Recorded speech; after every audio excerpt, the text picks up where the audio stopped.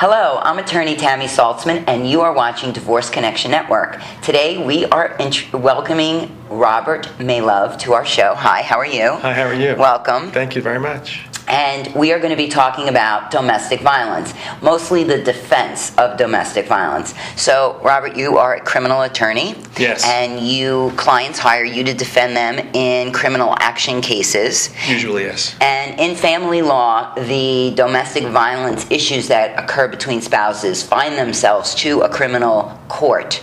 That is where injunctions are requested, and that is where domestic violence cases are filed, alongside of the family court case that's going on, if there is one pending. So we're going to talk about how to defend. If you have been accused of domestic violence, and we've had previous shows that talked about how to prevent a domestic violence accusation, but if you have been served with an injunction, and usually they're good for what, 10 days? 15 days. 15 days, and then you have to appear back in court in order to extend the injunction further, and there are certain things, elements that need to be met, and ways that you can defend yourself, and Robert's going to educate us. Okay, well, thanks a lot, really. I appreciate you inviting me, and it's a pleasure to be here. Thank you. Usually, I find cases where my clients call me, and they have been served with a petition for protection against domestic violence. It could be sexual violence, it could be against dating violence, it could be for a parent filing for protection for their minor children. Yes, yes. And when a person is served, that means that the judge has found sufficient evidence to issue the temporary injunction and allow there to be a full-blown evidentiary hearing to determine the truth and veracity and accuracy of the petition, and that's usually where I get involved. We have an opportunity to fully investigate and make a determination about whether or not the allegations can be sustained. And I find in often cases they cannot be sustained, or there is some other kind of alternative resolution that can be reached that's amicable, and no dirty laundry has to be washed in public. I love that. So let's talk about what the elements are in order to get an injunction extended. Well, there has to be a relationship. You have to have a domestic relationship or have to have had a dating relationship. So it can be, I've had cases where brothers and sisters have not been able to behave, and there's been constant fighting going on where there's been a petition that's been filed. Parents sometimes have, unfortunately, in this day and age, get attacked by children. And there are situations where sometimes dating relationships go south.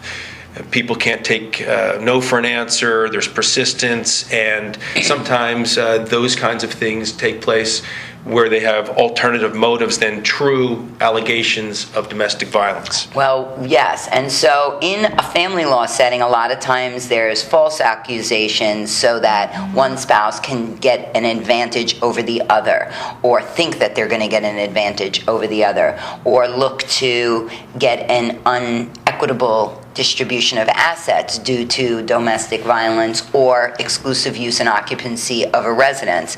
I hate to say it, but there are some attorneys that posture their cases this way and actually advise their clients how to get these types of advantages to the detriment of the family. Well, you're right, and unfortunately, it's embarrassing for me as a member of the Florida Bar to see that people manipulate the law to get an unfair advantage. There are true instances where domestic violence is taking place, and those people need to be protected.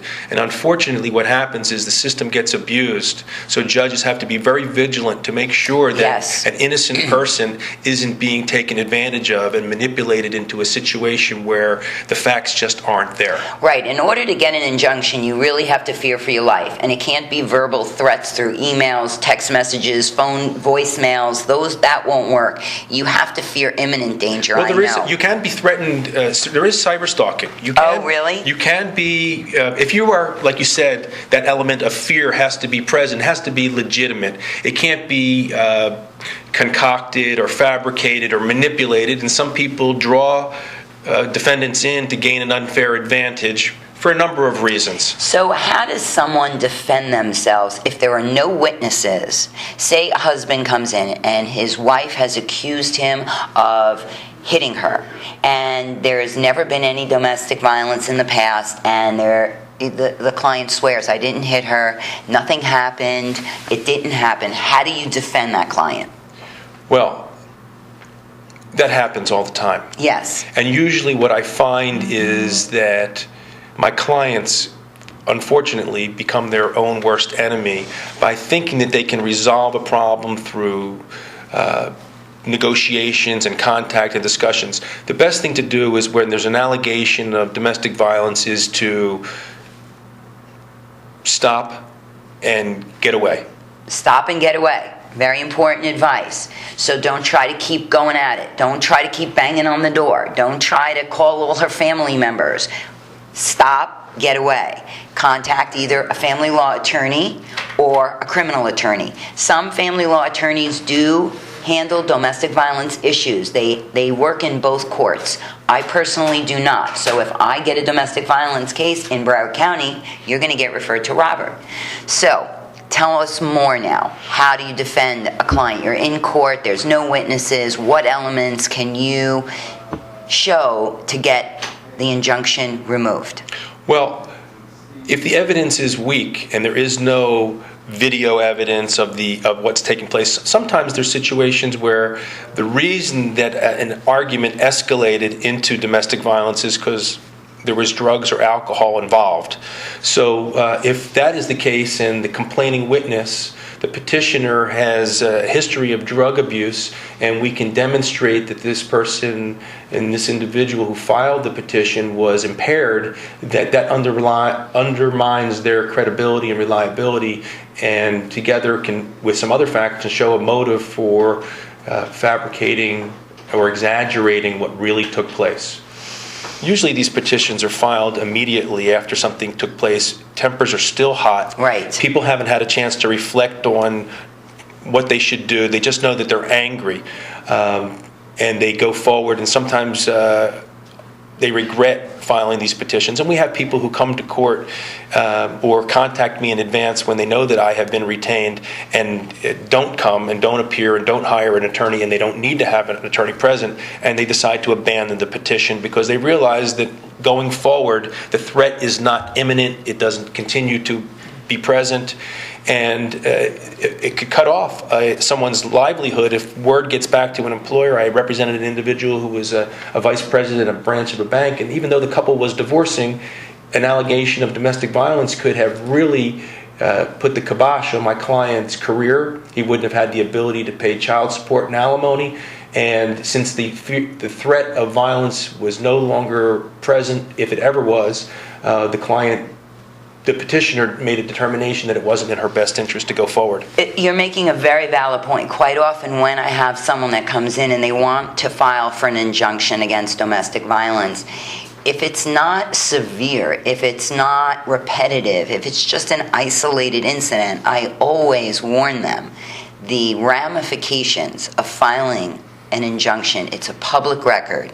Anyone could go to the courthouse and see it. If someone gets arrested or if a permanent injunction is filed, like you said, what if an employer finds out? What if someone works and is a licensed person and they get fired from their job? Then the livelihood of the family is affected as well. Sometimes, to avoid all of that, you can just do an agreement where we're separating, we're going to stay out of each other's ways, and we're not going to file anything. Well, you're absolutely right. You can't get whatever happens in an injunction case expunged or sealed. That is not covered by the statute. However, if an individual gets charged with the crime of domestic violence and prevails in that case, they can get that criminal record sealed or expunged, but not a petition. So these things have long-lasting and permanent consequences. Okay. Real quick before we end, just tell the audience, if you have an injunction against you, what happens if you violate it? You go to jail, and you will be prosecuted for violating the injunction and may be charged with stalking or aggravated stalking. What if The spouse calls the person who has an injunction against them and says, please come, let's talk, let's meet in a public place.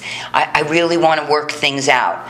What should the spouse do that has an injunction against them? Well, they shouldn't. If they have an injunction, that means that there can be no contact. So the initial contact by the petitioner and engaging the petitioner in a conversation is that in and of itself a violation and could end up being prosecuted, and that person could end up in jail. I've had people come to court asking for stay-away orders to be dissolved, and when the judge finds out that they've had contact while the stay-away order was still in effect, people go to jail for violating the order, get held in contempt, people have been locked up. However, so even with permission, don't take the phone call. What about responding to an email? Can you respond to an email? Forward it to me. Forward it to your attorney. Be careful. Listen to us. If there is an injunction against you and your spouse calls begging, pleading, do not go. Do not respond. Do not answer the phone. Do not respond to an email. This is what will get you deeper into trouble. Very important that you understand this. Thank you so much for coming down here today to join us. And you will be able to find Robert's information on our website at divorceconnectionnetwork.com. Thank you so much for watching, and we look forward to seeing you next time.